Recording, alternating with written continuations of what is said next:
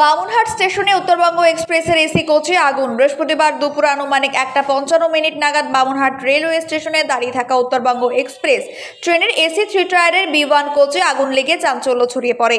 রেলের এক কর্মচারী ট্রেনের এসি কোচটির দরজা খুলতে গিয়ে হঠাৎ ধোঁয়া দেখতে পান। প্রাথমিক তদন্তে ধারণা করা হচ্ছে বৈদ্যুতিক শর্ট সার্কিটের কারণে অগ্নিকাণ্ড ঘটেছে।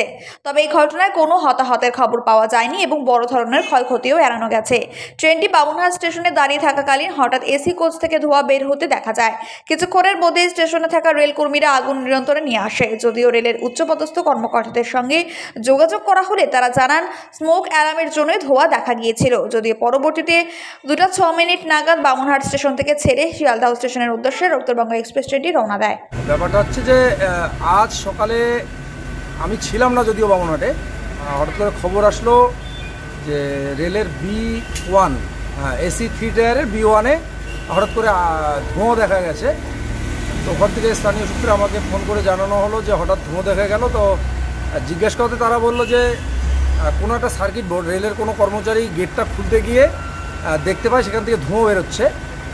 তো এরপরে তারা এসে ঊর্ধ্বতন কর্তৃপক্ষকে খবর দেয়, তারাও আসেন। এসে দেখার পরে জানা যায় যে সার্কিটে কোনো কারণে হয়তো জল ঢুকে সেখান থেকে একটু শর্ট সার্কিটের ব্যাপার হয়েছে। কিন্তু রেলের সাথে যোগাযোগ করা হলে তেনারা দেখি জানিয়েছেন যে এটা স্মোক অ্যালার্ম বেজেছিল। তো এখন অ্যাকচুয়াল ঘটনাটা কি সেটা রেলওয়ের সাথে যোগাযোগ করলে ভালো বোঝা যাবে।